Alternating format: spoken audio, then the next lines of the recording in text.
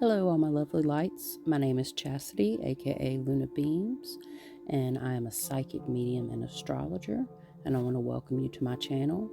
If you're new, I hope you stick around and become part of my Luna Lights community. And if you're a returning subscriber, welcome back.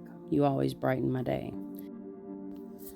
Today, we're going to talk about spiritual protection and how to protect yourself from negative energy, lower vibration, and even in situations of spiritual attack. I'll be going through each type of tool or item, the kind of group they fall under, and basically just explaining how you can use them, different characteristics about them, and probably give you a little bit of information of how I've used these things in the past to help me. It's greatly helped me on many occasions, and I really hope that you gain something from this information. First, I'm going to start basically with what is spiritual protection.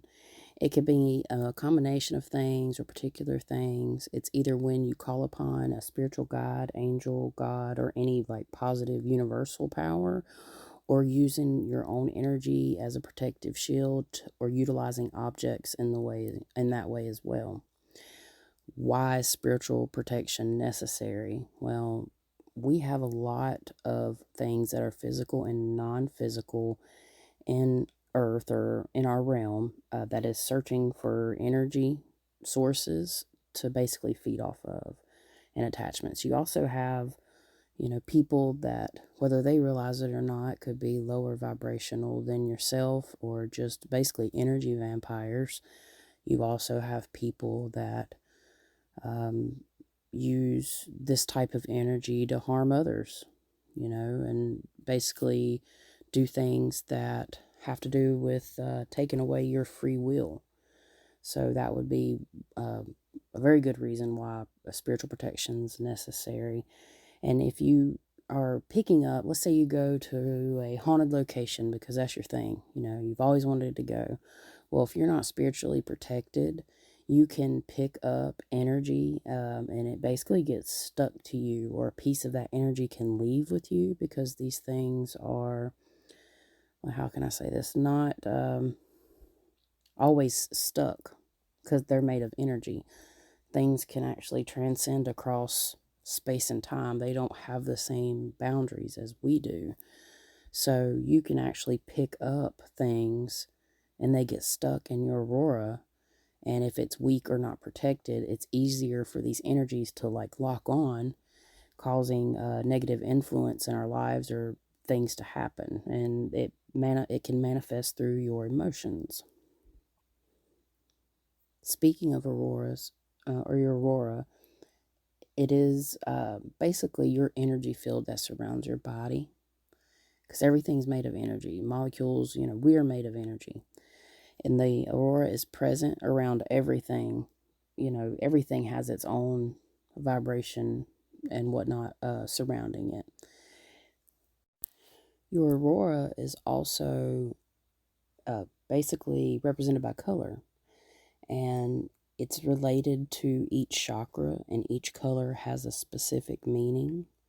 It's actually really interesting, very in-depth subject. There are people that use these machines called biopulsar technology. I've actually had that done before, that actually records your aurora, it blew me away. One day I really hope to own one of those. They're just really expensive because the plate where you put your hand for it to be read is all like plated in gold. But not to get too off topic, everything influences your energy field can shift your colors. Your emotion can shift these actual colors. So that is something that we all should pay attention to, because it greatly affects us, and how things can actually like penetrate that shield is when you would need this type of protection. And it goes deeper than that as well. Some of us even have experienced spiritual attack at times based on even just having abilities, being intuitive or having psychic abilities. At times you do face negative energies and entities. So it can go from the range of just having outside influential energies affecting you to, even darker entities affecting you. So this will cover all of that. So don't think just because you may not have any type of energetic attacks from a negative entity that this couldn't apply for cleansing out your space and yourself, because that is the whole point of it. All of this information, or all the tools that I'm going to share with you, will help you with both things.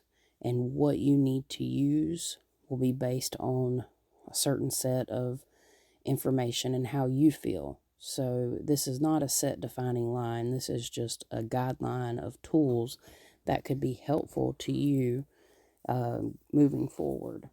So I guess I'll go ahead and just dive on into the actual tools that and the list that I made and the things that I use. First, I'd like to start with the actual act of asking for divine help. Whether whoever you may ask for help from, your creator God, or however you want to look at it, whoever you ask for protection. You can ask for God, source, spirit, angels, your guides who are present with you, and protection from any unseen force. This is basically a form of prayer as well. So starting with that, a lot of people like to ask Archangel Michael. Archangel Michael is recognized across many different religions, and that is who I have definitely used in times of protection. That has proved he's been there every single time. I'm very grateful for him and the things that he has done for me in times of desperate need. So, the most important part is invoking the God of your understanding in the times that you need them. Secondly, your own energy shield. So, asking for the white golden light to come and surround your body. This happens naturally, and it also can be made to happen once you learn how to use this type of energy. That's also very super important. Simply by holding this intention, the light will literally be basically installed around you. You can visualize it, feel it, or even just a thought, because thoughts are energy themselves, of you being in a cocoon of light. Now, we all have this ability, but it's not something that's a permanent thing. You will need to continually ask for this during times of need as well. We're all going to sense this protection shield in a different way, because my personal belief, based on our astrological charts, it'll tell you how you will interpret this type of energy. So some people, like I said, may feel it, see it. They might get chills or a tingle or feel a pressure, or even just the room feels lighter. Again, about color, there is different colors have different meanings. So that is something to keep in mind. I'm not going to go too much in great detail with the different types of colors in this video, but I will in a future one. I'd like to add here, it could be another section, I guess, section 3, or just to add on your belief in knowing that you have this protection. Your intentions, all of that truly matters, because without any of that belief or the inner knowing, I'm not going to say it's completely useless, because it's not, but it definitely will hinder your protective abilities, in my opinion. Next, I'm going to move on to actual objects of protection, which include crystals, incense, candles, herbs, and amulets, even holy water or holy oil. And water itself is actually a very cleansing thing. First, I'm going to start with crystals. They are a powerful way to protect yourself. I know a lot of people believe that crystals have certain energy, and there's a lot of people that don't. I am definitely one of the people that believe in crystal energy. I can feel the crystal energy. Literally, you put a crystal in your hand, and if you're just calm and quiet and you hold it, you will be able to feel whether that crystal is giving you a pushing energy or a pulling energy. Like, you will literally be able to feel it. Now, will this resonate with everybody? No, because we all perceive these things in different ways based on our own personal ability to sense energy, as much like the five senses. They have the ability to shield you and do all different types of things, because each crystal has a different meaning or purpose. You can keep them around your space, or you can wear them. You can hold on to them during meditation and whatnot as well. And out of all the objects, crystals have the most vibration or frequency, especially when you're possessing them and holding them yourself. So anytime that I've had any spiritual attack issues, I definitely use crystals among some other ways to be able to reduce that attack. I'll speak briefly on spiritual attack. A lot of times, spiritual attack can represent or come in the form of an anxiety attack. And it took me a while to realize this. I'm not saying that everybody that has an anxiety attack is being spiritually attacked. I don't want to say that. But for me, I've had tons of anxiety in my life, but I've really never had too many panic attacks or anxiety attacks, because they are different. But during times that I have been working on a case regarding some darker entities or energies and vibrations, it has been a common occurrence, luckily not too many times, that I experience an anxiety attack. I mean, it makes your heart race. You feel it. You might feel goosebumps over your body. You might feel like you're dying. And it's not a good feeling. So using these objects along with meditation and asking for help and just laying down when this happens, if this has happened to you, and especially if you have anxiety, over different issues and this happens, then yes. But if you know you're dealing with something of the such that I listed, there's a good possibility that it is a spiritual attack. It is said that crystals have their own level of consciousness, and I've actually done a little research regarding crystals and how the different elements in the crystals react to our energy field. So we use them and they use us in a way to be able to make this transmutation of energy happen. So they're very important. Different ones have different meanings, very protective. Crystals would be like black tourmaline, hematite, tiger's eye, obsidian, citrine, kyanite, smoky quartz, and selenite. I also would like to include amethyst in that as well. And I also use labradorite. Those are some of my go-to crystals. Next, I'm going to briefly talk about incense, and I'm going to go ahead and include essential oils as well here, because they kind of go hand in hand in a way. Incense, for example, like frankincense, is they use the essential oils, to my best of knowledge, to make the incense have a smell. So you have the dragon's blood incense, that's good for protection, frankincense and myrrh, sage incense. And then I use different types of incense for different reasons. Like if I want to energize my mood and whatnot, I use a one that's called Rainbow Power. It's actually funny. It's just a regular Blunt Effects incense. I'd like to get some more natural incense at some point, but those are the ones that I have used for protection in the past, and it really does lift the mood.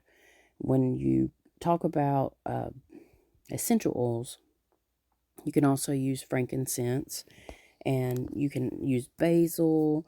You can also use lavender is a great protection essential oil.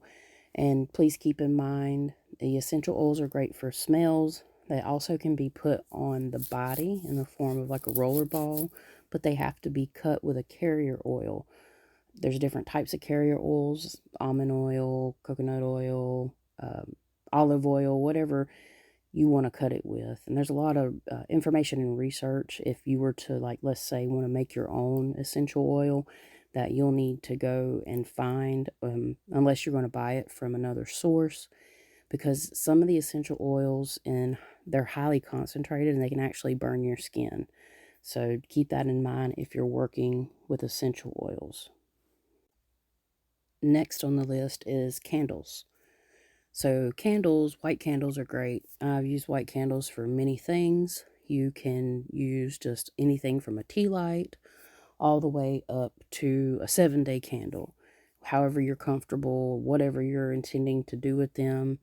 White is great for protection or exorcism and purification. Then you also have black candles. Black candles can be used for banishment. Each color candle represents something, and it's really important to know what they're used for, especially if you're putting your intentions in those candles. Some people just burn the candles to lift the mood of the room. If you ever notice that you light a candle, it just gives you just a good sense of calm and peace. Well, there's a reason for that. So definitely candles are one of my go-to things. I do use different color candles for different things. I will say, though, just a straight up white candle tea light can always lift the mood and just really brighten the room. It's not something I would say that would work for the whole entire home, but for your space, it's great. When it comes to amulets, they can come in the form of a metal religious pendant, or basically metal piece that can be worn. It also can be placed in different parts of your house, just like crystals, and you can actually bury those on your property. So, and it can also come in the form of crystals too. So you can turn those into jewelry. And that's another great way. I always, if you can hear this, my bracelets, I do make jewelry for a living as well. And that is one thing that I almost always have on me, is some form of crystal jewelry for protection, and among other things as well. Next, you have holy oil and water. So both are basically the same thing. One's just oil, one's just water. This is a form of blessed oil or water that can be put on doors, windows, walls, yourself. It can bless any object with the form of prayer. So that's how it kind of works for me. I have used holy oil in the past, and it really does help boost my protection, in my opinion. Personally, I use that if I feel that if I start to have an energetic attack, or if I feel like I just overall have a low mood, it does help kind of lift that mood. I do almost immediately feel an energetic shift. This has been used for centuries, I mean, thousands of years, and it really will work to help cleanse your space. All right, next would be herbs, burning of herbs. Of course, everybody's probably heard of burning sage. I will add wood here too, because the Palo Santo, that really is a very ancient protective wood that has been used for hundreds, if not thousands of years, just like sage. There is a proper way to do that. And I guess I can go ahead and briefly just give a description of how, if you were going to use sage to cleanse your home. If you're not comfortable, though, doing this, then you may want to ask for help from somebody that has done this or is uh, spiritually comfortable doing it, because I've heard of like horror stories of things happening and stuff start flying around the house in the terms of a paranormal sense.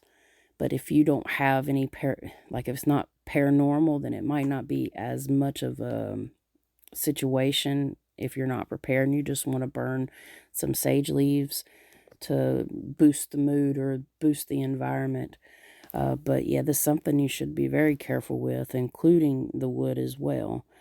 But sage, if you're going to sage your house, you need to start if you have like an upstairs per se, you'd want to start upstairs and go in an order to where you would, let's say, an upstairs bedroom. You would do the bedrooms and the bathroom and the hallway, work your way downstairs and go to the other rooms in your house. Maybe you have a bedroom downstairs and an office, do all that, your bathrooms, hallway, kitchen, and go out to the living room and finish out the front door.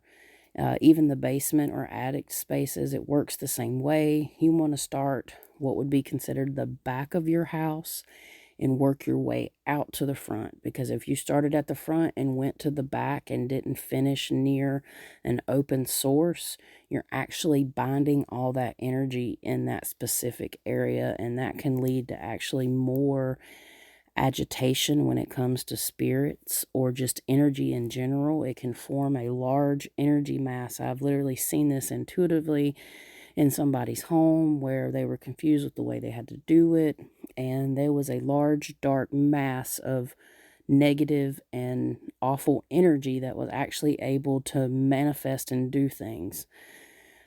There was some other stuff going on. I won't get into details, but just know that this needs to be done in the proper way. Also, when you're doing this, it's not just waving the sage wand in the air. You actually need to frame your room, frame your doors, frame your windows, basically draw the outline of your room. You'll need a feather or something to continue to waft the smoke, or it will go out. It takes quite a bit of fire and flame from the products that I've used to be able to keep it going. A lot of people use the abalone shell to catch the ashes. They're also part of ritualistic cleaning. Everybody sometimes freaks out, not everybody, but people freak out when they hear the word ritual. Well, ritual really is just the act of doing something in a repetitive way to get the same result. So, without looking too far into that word, that's basically where I'm going to leave that. I've saved salt for last. Salt is something that can be used in a multitude of ways. When it comes to setting up salt barriers, I do not normally do that, but I know some people do, and it works great for them, and that's great. But if it is done in an improper way, without having your home properly cleansed, let's say you want to put a salt ring around your house, then you're actually locking the stuff in your home.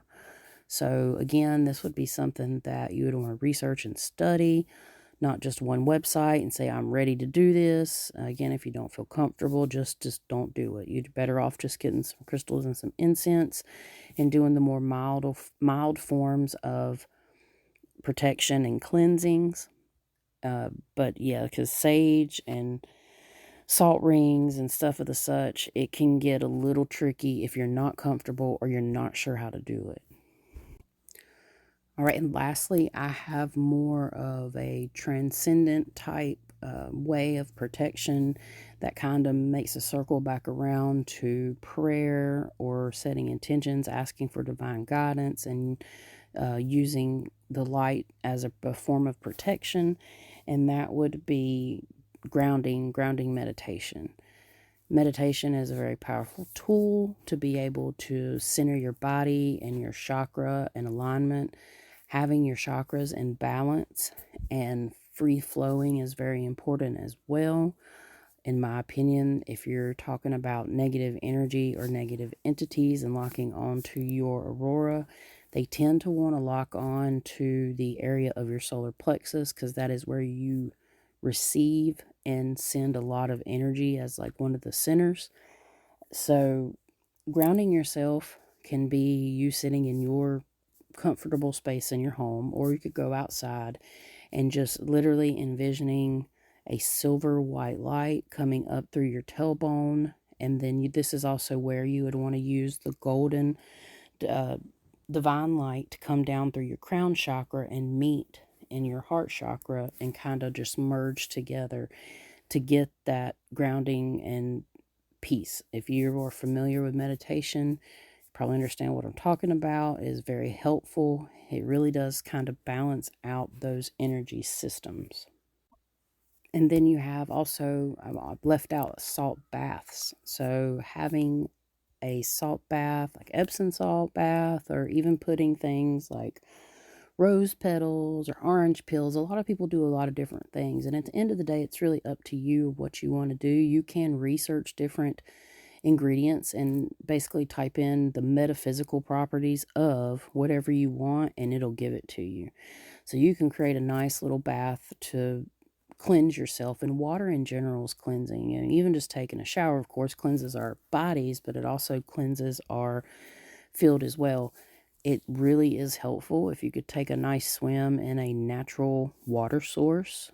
It's just like there's a reason that stuff just feels so good and you feel so good when you're at the beach, because the energy there is just so much, but also water holds energy as well, but it also releases it.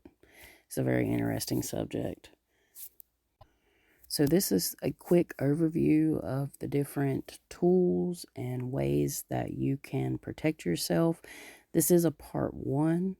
I will be going into more detail of each one of these things and maybe like how I do it. I also have some information about a correlation between your actual zodiac signs and your planets and their position, and which way may be more beneficial for you. And actually, before I go, one of the important things is when you're developing your own set of protection skills, you want to kind of really get a good system going and know when to use what. So, like I said, I always wear my bracelets and my crystals, but crystals do need to be cleansed after a while. You can do this under the full moon. You can do this in a natural water source. People have buried them or whatnot, but I always utilize my crystals. I burn incense almost every day, at least once a day, sometimes twice, just because I enjoy it and I know that it has different protective qualities, and as well for other reasons, like I said, to invoke creativity and whatnot. And you don't have to do cleansing things every single day, but something just as simple as an incense can keep the energy of your house flowing. If you're not really having any type of paranormal or energetic issues, then the cleansing of a home is not necessarily something you need to do every week, every other week, every month. It might only need to be done once every 3 months, once every half a year. But it is important to remove negative energy out of your environment and protect yourself. Now, if you're someone like me that does a lot of energetic work, you may want to consider doing this more on the regular. If you're already doing this type of work, you probably know that, but having an actual plan, and that sets forth the intention, and with the belief and the energetic properties of these materials, is a sure way to help protect you. At the end of the day, just remember, you can do so many things by yourself, but you do have divine guidance and a divine team that will help you with this as well.